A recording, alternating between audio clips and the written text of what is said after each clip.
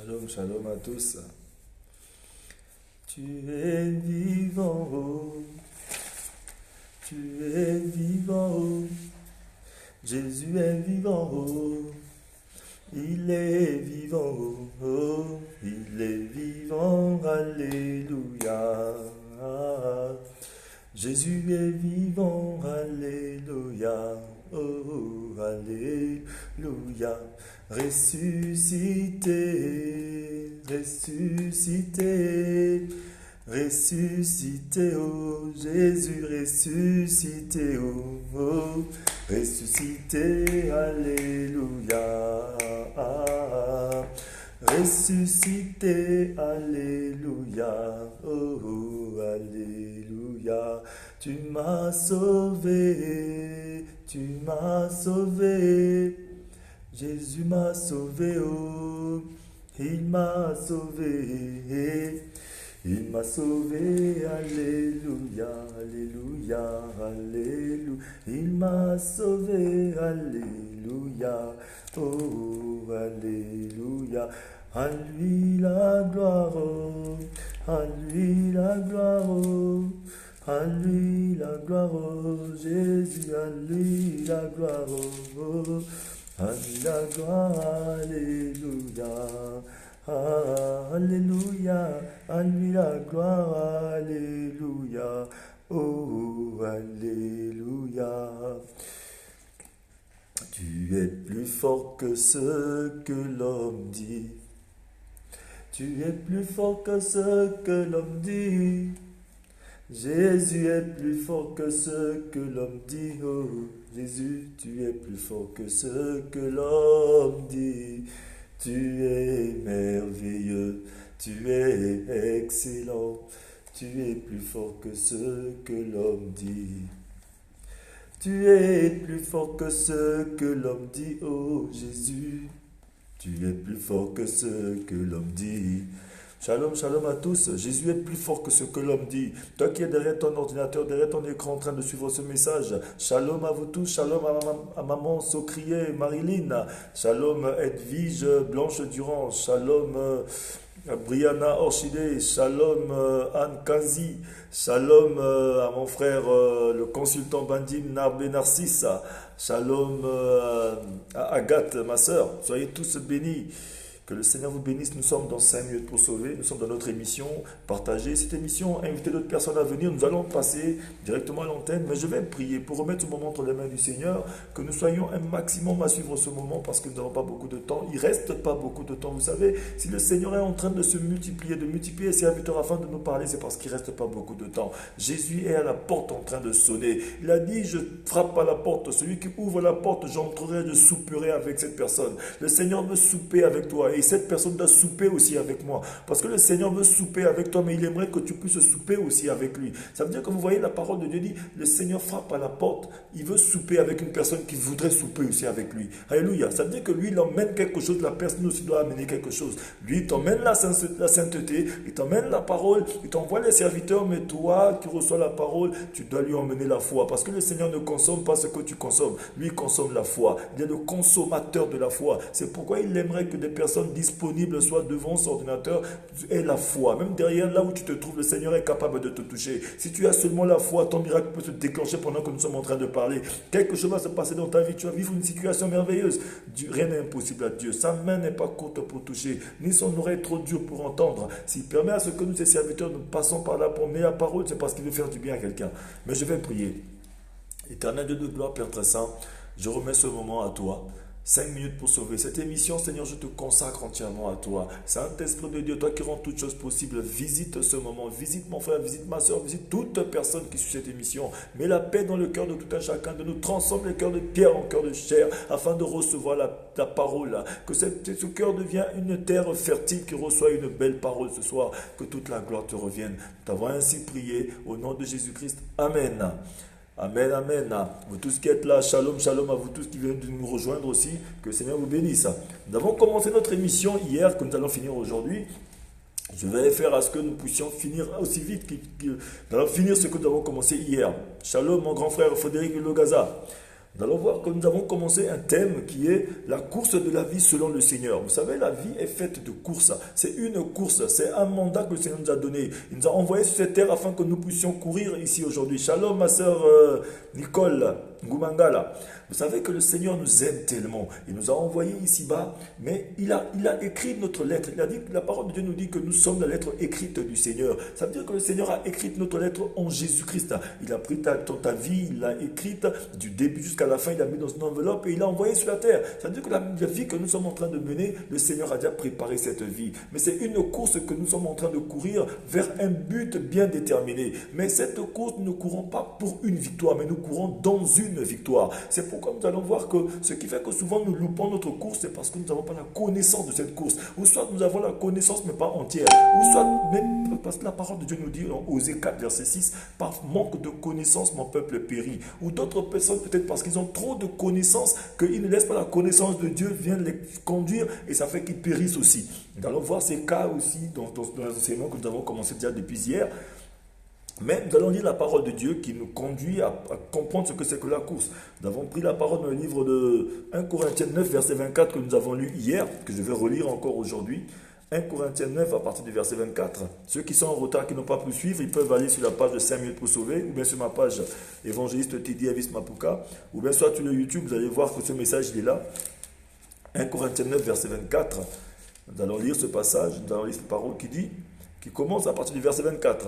Shalom à vous tous qui venez de nous rejoindre. Ida Christelle, sois bénie. 1 Corinthiens 9, verset 24 nous dit ceci. Ne savez-vous pas que les concurrents dans le stade courent tous, mais qu'un seul remporte le prix? Courez de manière à le remporter. Tous les athlètes s'imposent toutes sortes de privations et ils le font pour obtenir une couronne qui va se détruire. Mais nous, c'est pour une couronne indestructible. Moi donc, je cours, mais pas comme à l'aventure. Je boxe, mais non pour battre de l'air. Au contraire, je traite durement mon corps et je le discipline de peur d'être moi-même disqualifié après avoir prêché aux autres. C'est que l'apôtre Paul est en train de nous montrer que la course marée que le Seigneur déjà, il a préparé cette course pour nous. Il a élaboré cette course pour nous. Imaginez cette piste là où nous allons courir dessus est une piste que le Seigneur a déjà préparée. Il a préparé à l'avance, comme le dit dans le livre de Éphésiens 2 que j'ai lu hier, que je vais relire aussi. Éphésiens 2 verset 10 qui dit, en réalité c'est lui qui nous a fait. Nous avons été créés en Jésus-Christ pour des œuvres bonnes que Dieu a préparées d'avance afin que nous les pratiquions. C'est-à-dire que le Seigneur nous a créés pour des œuvres bonnes que nous sommes en train de pratiquer aujourd'hui. C'est-à-dire que le Seigneur, il a préparé ce terrain pour que nous puissions courir sur ce terrain. C'est-à-dire que ce terrain, il a déjà bien aménagé pour toi et moi. Mais nous avons juste besoin de respecter les règles. C'est-à-dire que les règles de discipline. C'est pourquoi l'apôtre Paul dit que lui-même qui est en train de nous parler de ça, il traite son corps durement pour ne pas que lui-même à la fin, il ne soit pas disqualifié. Parce qu'il sait qu'il risque d'être disqualifié s'il ne court pas selon les règles et les principes. C'est pourquoi le Seigneur, lui-même dans le jardin d'Éden, lorsqu'il a mis l'homme dans le jardin d'Éden, il lui a donné 2 recommandations. Il lui a dit de dominer sur l'herbe des champs, de dominer sur la terre, il a donné les noms aux animaux, mais il a dit aussi, c'est-à-dire que vivre heureux est une recommandation du Seigneur, mais il lui a donné aussi une autre responsabilité, c'est de fuir le péché. C'est-à-dire que le fruit qui est défendu, c'est-à-dire que le fruit n'était pas mauvais en soi, parce que tout ce que Dieu a fait est bon. Le fruit, il est bon, mais il est défendu de manger le fruit avant le temps du fruit. Ça veut dire que si toi, tu démarres la course avant le top départ, il faut être sûr que tu seras disqualifié. Nous voyons par exemple les athlètes qui courent tous dans un stade. À chaque fois que lorsqu'ils font des faux départs, on les disqualifie. Même si tu es le meilleur athlète, tu es le meilleur coureur. Mais si tu démarres top avant les autres, on te disqualifie. C'est pourquoi tout ce que nous allons faire, ça veut dire que le fruit qui était là, la femme a mangé le fruit avant le temps du fruit. Le fruit n'était pas encore mûr qu'elle a mangé, mais cela a créé des problèmes, a emmené le péché dans le monde. C'est-à-dire que tout ce que tu vas faire prématurément, étant donné que tu es destiné à faire ces choses, mais le fait de les faire prématurément fait que tu vas louper la course de ta vie. Beaucoup de personnes loupent la course de leur vie à cause de ça. Regardez un peu nos jeunes sœurs, par exemple, qui tombent enceintes avant le temps. Elles tombent enceintes avant le temps, après ça détruit leur vie. Elles tombent enceintes avant le temps, ça détruit leur vie. Peut-être même les relations avec leurs parents ne sont plus les mêmes. Leurs relations avec leurs amis ne sont plus les mêmes parce qu'elles ne sont plus maintenant des jeunes filles, elles deviennent maintenant des mamans avec enfants. C'est-à-dire que prématurément, elles n'ont pas l'âge de se procréer, mais elles se procréent avant l'âge. Imaginez-vous une personne peut-être qui n'a pas l'âge de faire certaines choses qui le fait. Ou bien tu n'as pas l'âge de prendre de l'alcool, de fumer, mais tu fumes, mais on te livre à quelque chose de dangereux. Donc ça veut dire que tout ce que nous faisons avant le temps, il y a des conséquences à tous les choix que nous sommes en train de poser ici-bas. C'est pourquoi le Seigneur aimerait que nous puissions avoir la connaissance. Mais hier, nous avons pris une histoire qui était l'histoire de Samson. Pour ceux qui ont suivi 5 minutes pour sauver hier, mais je vais relire, je vais parler de cette histoire aussi de Samson. Samson était un homme que Dieu lui-même, alléluia, le Seigneur a parlé à ses parents, alléluia. Le Seigneur a parlé à ses parents, il a envoyé un ange qui a parlé aux parents de Samson. Cet ange est venu parler, c'est dans le livre de Juges 13 à partir du verset 3 à 5, ceux qui peuvent lire plus tard. L'ange est venu parler, mais je vais aller directement pour lire à partir du verset 5 qui dit « Parce que tu vas être enceinte ». Il a parlé à la maman de Samson. Il lui a dit « Tu vas être enceinte, tu vas mettre au monde un fils, on ne lui coupera pas les cheveux de sa tête. En effet, il sera consacré à Dieu dès avant sa naissance. C'est lui qui commencera à délivrer les Israélites du pouvoir des Philistins. » C'est comme toi aujourd'hui, mon frère, ma soeur. Tu n'es pas venu au monde par hasard. Tu es venu dans une famille, que ce soit une famille pauvre, que ce soit une famille riche, que ce soit une famille comment, que ce soit une famille de blancs, de noirs, de rouges, de jaunes, ou d'arabes, de quoi, de musulmans, de chrétiens. Mais tu es venu au monde parce que le Seigneur t'a élu avant la fondation du monde. Il t'a choisi. Il te connaissait pendant que tu étais dans le ventre de ta mère. C'est-à-dire que toi, tu étais déjà le choix du Seigneur. C'est comme Samson. Il était le choix du Seigneur. Tu es appelé à porter le flambeau de ta famille. Tu es appelé à faire grandir tes enfants. Tu es appelé à travailler. Tu es appelé à vivre des choses merveilleuses que le Seigneur a déjà mis à l'avance pour toi, que tu les accomplisses. Le Seigneur n'a créé, destiné personne à la misère. Il n'a créé personne à vivre des choses misérables. C'est pourquoi il dit dans sa parole, dans le livre de Jérémie, je connais les œuvres que j'ai formées, des projets que j'ai formés pour toi. Ce ne sont pas des projets de malheur, mais des projets de bonheur, fait d'espérance. Ça veut dire que c'est par espérance qu'on a été sauvé. Mais vous allez voir que le cas de Samson, Samson était devenu un homme hors norme avec sa force. Il était fort, il était un peu comme le genre Superman, ceux qui voient un peu la télé, Superman. Samson, vous voyez un peu l'histoire de Flash qui sauve les gens, un peu partout, ceux qui suivent Flash, par exemple. Samson était très fort. Il était un juge en plus en Israël. En ce temps, Samson avait la puissance, il avait l'autorité, il avait tout. Alléluia. C'est pourquoi, mon frère, ma soeur, j'aimerais dire à quelqu'un, lorsque tu arrives à te rendre compte peut-être de ce que Dieu a déposé en toi, ou bien que le Seigneur t'a élevé dans une famille, il t'a donné beaucoup d'argent, il t'a donné les moyens, il t'a donné une force, il t'a donné de l'autorité à l'église, il t'a donné de l'autorité dans ton travail. Mais le Seigneur ne t'a pas donné ça pour écraser les autres ou pour dominer les autres, mais c'est pour marcher avec les autres. C'est parce qu'il sait qu'il y aurait de la pauvreté dans ta famille. C'est pourquoi il t'a rendu riche. Il savait qu'il y avait des gens qui ne devaient pas bien se comporter. C'est pourquoi il t'a mis dans cette famille pour discipliner la famille. Il t'a mis quelque part, il t'a donné de la responsabilité. Tu es leader quelque part, c'est pas pour dominer les autres ni écraser les autres. Tu es leader, c'est pour guider, c'est pour diriger. Parce que le Seigneur, il sait pourquoi il t'a placé dans cet endroit. Alléluia. Mais Samson, à un moment donné, il n'a pas eu le discernement de la mission que le Seigneur lui a donnée. Alléluia. Vous savez qu'à chaque fois que nous commençons à être élevés, à avoir des victoires dans notre vie, mais ceux qui sont nos malins, ceux qui sont nos ennemis, parce que la parole de Dieu nous dit de veiller et de prier, car notre adversaire, le diable, rôde comme un lion. Mais on a dit notre adversaire, il rôde. Le lion, il ne rôde pas pour se balader, il rôde pour faire des victimes. Ça veut dire qu'on l'a qualifié comme un lion rôdeur, qui se balade, qui cherche des informations pour ta vie, qui cherche toutes les infos qu'il faut pour te détruire. Lui, son but à lui, c'est de te détruire. Lui, son but à lui, c'est que tu loupes ta destinée. Lui, son but à lui, c'est que tu sois misérable. Lui, sa but à lui, c'est que tu sois toujours en bas, que tu ne sois jamais en haut. Comme le Seigneur a dit, vous serez toujours en haut et non en bas, la tête et non la queue, les premiers, non les derniers. Mais lui, son but à lui, c'est que tu sois toujours le dernier des derniers. Mais aujourd'hui, le Seigneur veut informer quelqu'un que quel que soit là où tu te trouves, fais attention à toi. Il dit veillez et priez. Ça veut dire que fais attention à toi. Retourne-toi, regarde autour de toi. Sois vigilant. Fais attention à toi. Ouvre les yeux. Alléluia. Le Seigneur aimerait que nous puissions faire attention. Regardez un peu à un moment donné. Quelqu'un comme Usain Bolt qui gagne des victoires, qui bat des records, mais ses adversaires, les Américains et tous ceux qui sont loin, ils le surveillent à chaque fois. Ils surveillent ses chronos, ils surveillent sa manière de prendre l'alimentation, ils surveillent son travail, ils cherchent à savoir mais comment il fait pour battre tout le monde tout le temps.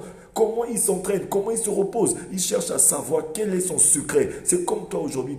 Ton ennemi cherche toujours ton secret. C'est quoi ton secret? Qu'est-ce que tu fais pour réussir? Qu'est-ce que tu fais tout le temps? Tu es toujours premier de la classe. Tu es toujours premier partout. Tu es toujours apprécié. Tu es toujours en haut. Qu'est-ce qui se passe? L'ennemi ne dort pas. Il cherche toujours un moyen pour s'infiltrer, pour te détruire, pour détruire ta vie. Mon frère, ma soeur, c'est pourquoi le Seigneur aimerait que quelqu'un puisse connaître réellement sa course, la course de sa vie selon le Seigneur et de s'accrocher. Parce que des fois, il y en a certains qui se laissent aller par l'orgueil, qui se laissent aller par les mauvais conseils, ou bien qui commencent maintenant à perdre le cours de leur vie en suivant l'exemple des autres. Ils veulent vivre la vie des autres. Ils veulent vivre comme les autres. Alors que maintenant, soit ils veulent compenser leur passé. Parce que moi, dans mon passé, j'avais trop souffert. J'étais un pauvre. J'étais ceci. J'ai dormi dans une maison qui coulait. J'étais dans ceci. Maintenant, ils veulent vivre que dans la compensation. Ils veulent compenser leur passé. Alors qu'ils ne savent pas qu'ils doivent devenir une bénédiction pour les autres. Ils doivent faire aider les autres. Alléluia. À ce moment-là, lorsque le peuple d'Israël avait des soucis, il courait à Samson. Samson, regarde, les Philistins nous ont battus. Ils nous ont arrachés, ils nous ont ravi nos biens et tout. Mais à un moment donné, les Philistins, qu'est-ce qu'ils ont fait? Ils sont introduits par qui? Ils sont introduits par la personne qui est plus proche de Samson. Lorsque tu ouvres des portes dans ta vie, quelles sont les personnes qui s'approchent de toi? Il faut que tu sois vigilant. Le malin va passer juste par une personne qui est trop proche de toi. Il va entrer par la personne que tu crois que tu aimes beaucoup. Parce que nous, souvent, on est naïfs. Ne soyez pas naïfs, je vous en prie, mon frère, ma soeur. Dans la course de la vie, ne sois pas naïf. Samson était naïf. Et qu'est-ce qui s'est passé avec lui? Il a perdu sa destinée parce qu'il était naïf. Quand tu es naïf, tu meurs prématurément. Ne sois pas naïf parce que le malin va passer par là. Il va utiliser la personne la plus proche de toi pour te détruire, pour connaître ton secret. C'est ce jour Dalila a connu le secret de Samson. Elle a fait venir ses ennemis. Ils lui ont coupé ses cheveux. Alors que la parole de Dieu nous dit qu'à chaque fois que ses cheveux poussaient, c'est à chaque fois, c'est à ce moment-là que lui, il devient de plus en plus puissant. Ça veut dire que toi, à chaque fois que tu avances un peu plus dans la sanctification, ça veut dire que tu ne prends pas d'alcool, tu ne te souilles pas le corps, tu ne te souilles pas la pensée, tu gardes ton cœur pur, comme la parole de Dieu le dit. Mais à ce moment-là que tu deviens de plus en plus puissant, à chaque fois que tu avances dans les jeûnes, dans les prières, dans la recherche de ton Dieu, dans les veillées de prière. Mais j'aimerais donner un secret à quelqu'un. Toi qui vas dans les veillées de prière, toi qui pries, toi qui jeûnes, toi qui cherches le Seigneur sincèrement, je connais ce Dieu-là, il va te faire du bien un jour. Ne laisse personne te dire que tu es en train de perdre ton temps. Tu es en train de construire, mon frère, ma soeur. Tu es en train de faire quelque chose d'extraordinaire. Le Seigneur te fera du bien. Le Seigneur paye toujours. Parce que la parole de Dieu nous dit que Dieu, il est le rémunérateur de notre foi. Il va te rémunérer ta foi. C'est ta foi qui te conduit à faire quelque chose de bien. Regardez un peu. Le malin, il est en train de chercher ton secret. Il sait que ton secret, c'est dans le jeûne. Ton secret, c'est dans la prière. Ton secret, c'est dans l'abstinence. Ton secret, c'est dans quand tu es tout le temps en retraite, ton secret c'est parce que tu donnes les dîmes, tu donnes les offrandes. Mais le malin va essayer de passer par là, va passer par quelqu'un proche de toi, par un ami, par un très bon mauvais conseiller. Vous savez que certaines personnes parmi nous loupent souvent le chemin de leur destinée en se laissant leurrer ou berner par des très bons mauvais conseillers. Par exemple, David avait un très bon mauvais conseiller. Il avait par exemple quelqu'un comme Achitophel, une personne qui te donne de bons conseils, mais de très bons mauvais conseils, même pour ta destinée. Imagine-toi, tu vas dire à quelqu'un que non, je veux peut-être construire, donner une dîme à Dieu, donner une offrande de voiture, je vais offrir ça à un serviteur de Dieu, je vais faire quelque chose comme ça, ou bien je veux construire un orphelinat, ou bien je vais faire quelque chose de merveilleux, ou bien tu as un bon projet, tu dis à la personne va te dire oui, ton projet il est bon, mais peut-être que tu le feras dans 5 ans. Parce que, tu vois, vous allez voir que des personnes qui vous disent que c'est bien, mais qui vous renvoient très loin. Alors que le Seigneur a dit, il n'y a pas de délai pour nos bénédictions. Ézéchiel 12, verset 28 le dit. Il n'y a pas de délai pour tes bénédictions. Le Seigneur est capable de te bénir pendant que je suis en train de te parler. La foi, ce n'est pas demain, ce n'est pas après-demain. La foi, c'est maintenant.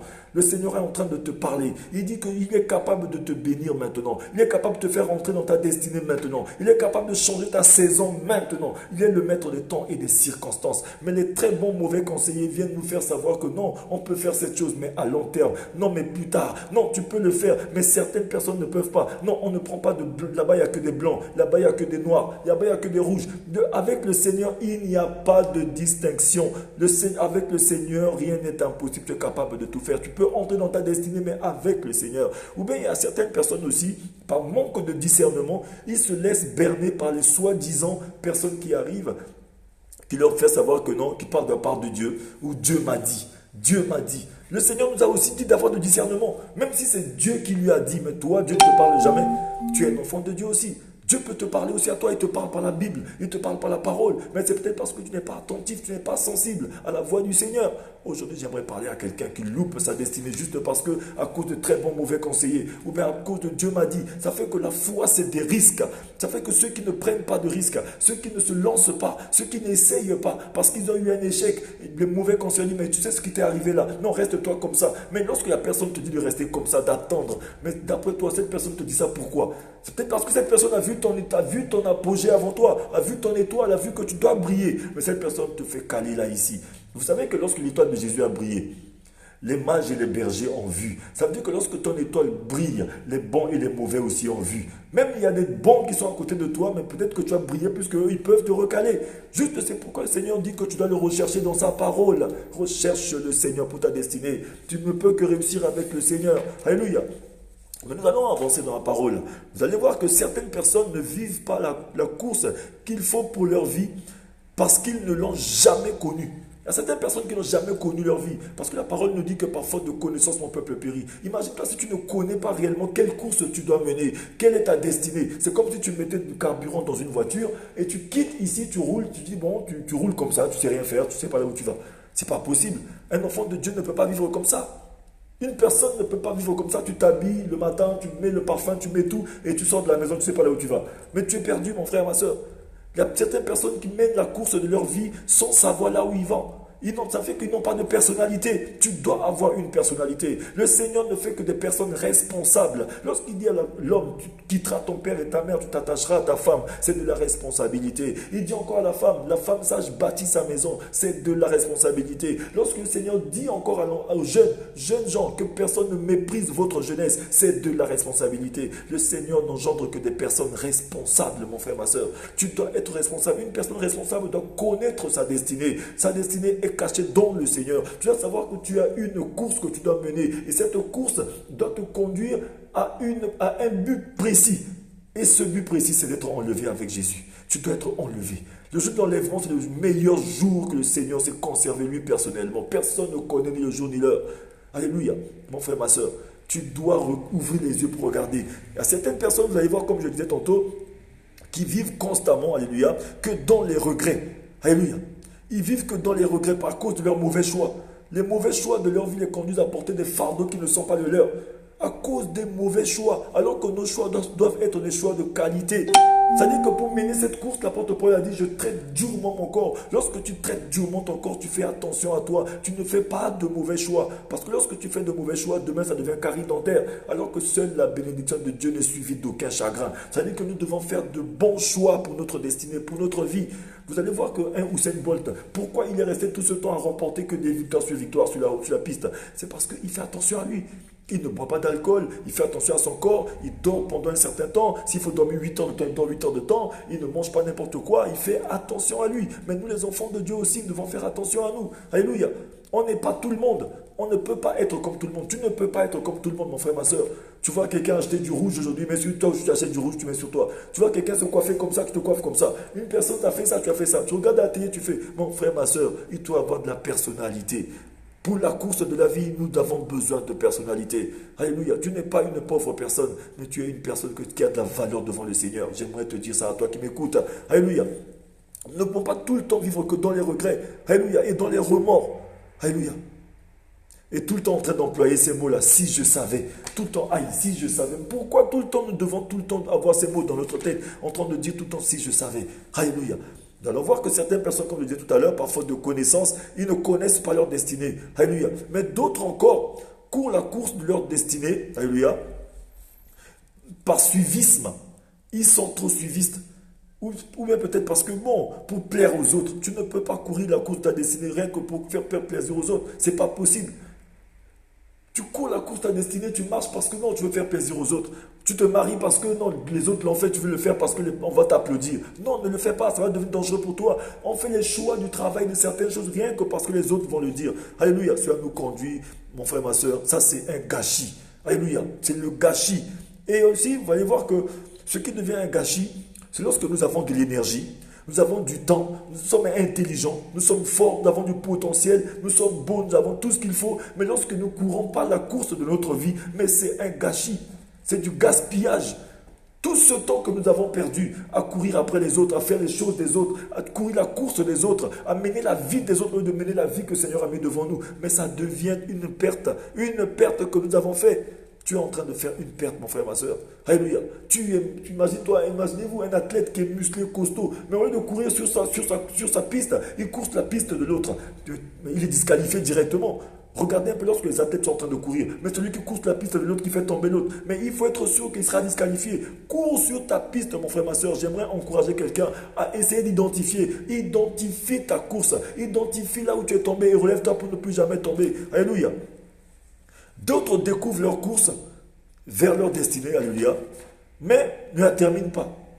Ou la terminent mal. Il y en a d'autres qui découvrent réellement leur course vers la destinée. Ils savent que non, je dois courir comme ça, moi je dois faire ça. Ils savent que moi je suis appelé à servir le Seigneur, je suis appelé à travailler comme ça, je suis appelé à faire certaines choses. Ils connaissent ce que le Seigneur leur a appelé à faire, mais ils n'arrivent pas à le faire. Ou soit ils le font, ils poursuivent ce chemin, mais ils n'arrivent pas à finir la course. Alléluia. Aujourd'hui, mon frère, ma soeur, j'aimerais dire à quelqu'un, quand tu as connu ta destinée, le chemin de ta destinée, parce que tu ne peux pas connaître ta destinée avant le temps. La destinée, on ne la connaîtra qu'à destination. C'est quand tu arrives que tu connaîtras que oui, c'était ma destinée. Mais tu peux emprunter la bonne course si seulement tu es sensible à la voix du Seigneur. Alléluia. Des fois, nous voyons des personnes qui réussissent dans la vie, mais ne réussissent pas leur vie selon le Seigneur. Il y a beaucoup de personnes qui réussissent dans la vie. Ils ont réussi dans la vie, ils ont eu tout ce qu'il faut, ils ont acheté les maisons, acheté les voitures, ils ont tout ce qu'il faut à la maison, mais ils ne sont pas en paix. Ils ont le travail, ils ont tout, mais il n'y a pas la paix. Eux-mêmes, ils trouvent que non, il y a quelque chose qui ne va pas. Alléluia. C'est comme, vous allez voir que c'est comme une personne qui a perdu du temps. Tu as eu tout ce que tu voulais, mais c'est comme si ce n'est pas ce que tu voulais. Mais tu as perdu du temps, mon frère, ma soeur. La parole de Dieu dit même que te sert-il de gagner le monde entier si tu perds ton âme. Alléluia.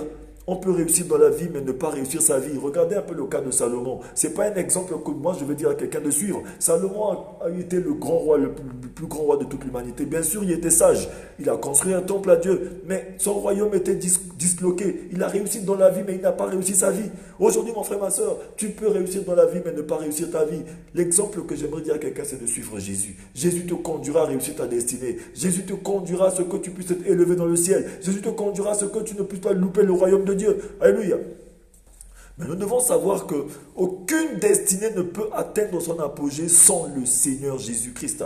Aucune destinée ne peut atteindre son apogée sans le Seigneur. Mon frère, ma soeur, toi qui m'écoutes, si tu as une destinée, ou bien si tu ne connais pas ta destinée, si tu veux réellement connaître ta destinée, si tu veux marcher sur la lignée de ta destinée, si tu veux courir la bonne course sur la piste que le Seigneur a mis devant toi, comme un bon athlète qui court pour arriver à un but, tu as besoin du Seigneur Jésus. Alléluia. Aujourd'hui, beaucoup d'entités, vous allez voir qu'autour de nous, il y a beaucoup de loges, il y a beaucoup de choses qui sont ouvertes, il y a beaucoup d'entités, beaucoup de puissances qui donnent les destinées à certaines personnes.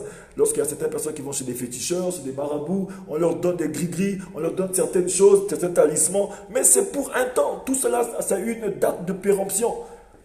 Vous allez voir qu'il y a certaines personnes qui sont là, qui sont heureux, mais qui meurent jeunes. Vivre heureux mais mourir jeune. Alléluia. C'est une destinée aussi, de vivre heureux et mourir jeune. Alléluia. Ils vont chez les féticheurs, chez les marabouts, la nuit, ne dorment pas. Et ça fait que certaines personnes, bon, ils mettent leurs parents, leurs enfants. Et tout ça, c'est pour une gloire qui est en train de périr et de finir. Ça a une date de péremption, mon frère, ma soeur. Faisons attention à ce genre de destinée. Alléluia. Seule la bénédiction de Dieu qui et elle est suivie d'aucun chagrin. Mon frère, ma soeur, j'aimerais dire à quelqu'un, seule la bénédiction de Dieu enrichit et elle ne se fait suivre d'aucun chagrin. Alléluia. Mais j'aimerais dire quelque chose à quelqu'un ce soir.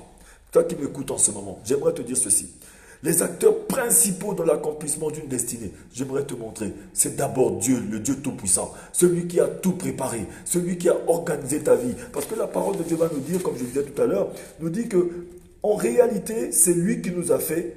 Nous avons été créés en Jésus-Christ pour des œuvres bonnes que Dieu a préparées d'avance afin que nous les pratiquions. C'est-à-dire que Dieu nous a créés en Jésus-Christ pour des œuvres bonnes que nous devons pratiquer. Ça veut dire que l'acteur principal de notre destinée, c'est Dieu. Parce que c'est lui qui est le Dieu créateur du monde visible et invisible. C'est lui qui nous a créés à son image. C'est lui qui nous a fait beaucoup de promesses. La Bible tout entière, elle est regorgée que de promesses, de Genèse en Apocalypse. Il nous a fait des promesses de réussite, des promesses de bonheur. Il est lui seul, le seul qui décide de toutes choses selon le conseil de sa volonté. Il nous a appelés héritiers. Tu es héritier du Dieu vivant. Alléluia. Tu es un héritier du trône, mon frère, ma soeur. Tu n'es pas n'importe qui. Tu as une destinée. Tu as un but à atteindre. Tu n'es pas seulement un vagabond. Ne vivons pas comme des vagabonds, une personne qui n'a rien à faire. C'est pourquoi nous allons voir que la deuxième personne maintenant qui doit s'impliquer dans sa destinée, c'est toi l'homme, c'est nous personnellement maintenant, et la foi. Ça veut dire que lorsque nous associons Dieu, l'homme et la foi, nous avons notre destinée. Parce que la destinée ne peut pas s'accomplir sans la foi, c'est impossible. La parole de Dieu nous dit que Jésus-Christ est à la porte de notre... Il est à la porte, il cogne. Il est en train de frapper à la porte. Si nous ouvrons la porte, il entre pour souper avec nous. Et lui aussi, nous aussi, nous devons souper avec lui. Il dit, si tu m'ouvres, si vous m'ouvrez la porte, je rentrerai, je souperai avec vous et vous, vous souperez avec moi. Ça veut dire que le Seigneur Jésus vient souper avec toi. En venant souper avec toi, il emmène quelque chose. Il t'emmène la sainteté, il t'emmène la pureté, il t'emmène toute une vie noble, la vie de victoire. Mais toi, qu'est-ce que tu vas lui offrir? Parce que la parole de Dieu nous dit, Dieu ne mange pas ce que nous mangeons, mais Dieu se nourrit de notre foi. Il est l'auteur de la foi, il est le consommateur de la foi et le rémunérateur de la foi. Ça veut dire que Jésus, quand il arrive, c'est un échange qui se passe entre nous et Jésus. Lorsqu'il frappe à la porte de ta vie pour que tu entres dans ta destinée qui est cachée en lui, lui, il t'emmène la sainteté, il t'emmène la vie de victoire. Mais toi, tu dois lui offrir la foi parce que lui, il consomme la foi, Jésus. Jésus consomme la foi, mon frère, ma soeur. C'est-à-dire qu'on a dit, il frappe à la porte de ton cœur. Celui qui entend ma voix ouvre la porte. J'entrerai, je souperai avec lui et lui, il soupera avec moi. Ça veut dire que lui, il vient souper avec toi. Toi, tu soupes avec lui. Il t'emmène la sainteté, il t'emmène la vie de victoire. Mais toi, maintenant, tu lui offres la foi. Parce que la parole nous dit aussi, sans la foi, nul n'est agréable à Dieu. Alléluia. Le Saint-Esprit se mouvait sur la surface des eaux. La terre était informe et vide. Tu es informe et tu es vide aujourd'hui. Alléluia. Mais tu as une destinée parce qu'avant la fondation du monde, tu étais déjà connu. Tu étais déjà connu de Dieu. Tu étais déjà choisi. Aujourd'hui, mon frère, ma soeur, ne regarde pas aux événements passés. C'est déjà passé. Aujourd'hui est une nouvelle journée. Toi qui écoutes ce message, le Seigneur te tend encore une perche. La parole de Dieu va nous dire ceci. Si nous allons dans le livre de Ecclésiaste 7, verset 8, que je vais lire, c'est le dernier passage que je vais lire pour qu'on puisse finir. Ecclésiaste. Ceux qui ont leur Bible vont prendre Ecclésiaste. Ecclésiaste 7 à partir du verset 8, que je vais lire. Ecclésiaste 7, verset 8 nous dit ceci. Mieux vaut l'aboutissement d'une affaire que son début. Mieux vaut un esprit patient qu'un esprit arrogant. Ça veut dire que mieux vaut la fin d'une chose que le commencement. Il y a certaines personnes dans leur destinée qui ont mal commencé mais qui finissent bien. Il y a d'autres personnes qui commencent bien et qui finissent mal. Dans la Bible, nous avons ces exemples. Nous avons par exemple le cas du roi Osias. Le roi Osias était celui-là qui était à 16 ans, qui était déjà un roi, qui a fait de belles choses pour le Seigneur, mais il a fini mal par une lèpre qui l'a conduit à mourir comme un pauvre, comme un poltron. Aujourd'hui, tu peux monter puissamment, mais si tu ne t'accroches pas avec le Seigneur, peut-être que tu descendras en flèche comme le diable, comme le malin qui est descendu en flèche. On l'a vu descendre en flèche à cause de l'orgueil, à cause de l'arrogance, à cause de la malice de son cœur. Aujourd'hui, le Seigneur dit que si tu entends ma voix, il n'est pas tard. Tu peux encore t'accrocher. Si tu as peut-être loupé hier, tu peux réussir aujourd'hui. Mais peut-être que si tu réussis aujourd'hui et que tu ne t'accroches pas, tu peux aussi perdre. Parce que l'apôtre Paul a dit, je traite durement mon corps. Je le tiens assujetti pour ne pas que je sois disqualifié de la course. Aujourd'hui, mon frère, ma soeur, 5 minutes pour sauver. Le Seigneur ne veut pas que tu sois disqualifié. Il a un plan merveilleux pour toi. Il a dit dans sa parole, dans le livre de Actes 3, verset 19, il a dit, repentez-vous et convertissez-vous, afin que vos péchés soient effacés, pour que des temps de rafraîchissement vous viennent de la part du Seigneur. Et celui qui vous a envoyé vienne, Jésus-Christ. Aujourd'hui, je vais m'arrêter ici. Nous sommes dans 5 minutes pour sauver. La course de la vie selon le Seigneur. Cette course, nous pouvons la réussir qu'avec le Seigneur. Aucune destinée ne peut être réussie sans Jésus-Christ. Aujourd'hui, mon frère, ma soeur, tu as une destinée. Il y a un projet que le Seigneur a formé pour toi. Mais ce projet, pour qu'il réussisse, tu as besoin de le retrouver. Il a dit, je me laisserai trouver par ceux qui me cherchent réellement. Aujourd'hui est une aubaine que le Seigneur t'a donnée encore. Prends la résolution de rechercher Jésus-Christ, de rechercher le Seigneur, d'abandonner les choses qui sont passées. Peut-être que tu as fléchi, mais aujourd'hui, tu peux te relever. C'est possible. Le Seigneur n'est pas fâché contre toi. Il t'aime. C'est avec beaucoup d'amour et l'amour de Dieu que je viens parler aujourd'hui de la part du Seigneur. Que le Seigneur vous bénisse. Je vais m'arrêter ici. Je suis votre frère, l'évangéliste Teddy Amis Mapuka. Je vais m'arrêter là. Je vais prier pour quelqu'un qui aimerait bien prier avec moi. Fermons les yeux partout où on se trouve, je vais prier. Éternel Père de gloire, Père très saint, je te prie pour mon frère, ma soeur qui suit cette émission, 5 minutes pour sauver. Bénis tout un chacun de nous. Visite cette émission. Visite le cœur de quelqu'un. Donne la force à quelqu'un de prendre la bonne résolution à partir d'aujourd'hui afin de courir la bonne course. Car tu nous as dit, Seigneur, de courir la bonne course, de prendre les dispositions qui sont nobles, de faire de bons choix de notre vie. Saint-Esprit de Dieu, aide mon frère, aide ma soeur. Transforme le cœur de pierre en cœur de chair. Brise la puissance de la malédiction sur la vie de quelqu'un. Tu es le Dieu de gloire. Que les coups des cieux s'ouvrent et que ta gloire descende sur notre vie. Que tout soit rien que pour la gloire du nom de Jésus. Nous avons ainsi prié. Amen. Amen mon frère, amen ma soeur. Je suis votre frère évangéliste Teddy Mapuka. Je suis disponible pour vous. Si vous voulez vous entretenir avec moi, écrivez-moi en inbox. Il n'y a pas de problème. Et je vous ai dit que nous avons besoin de votre soutien. Si le Seigneur vous met à cœur de donner des dons pour l'évangélisation, pour aider l'œuvre du Seigneur, et il se souviendra de vous. Soyez tous bénis. Soyez tous bénis. 5 minutes pour sauver.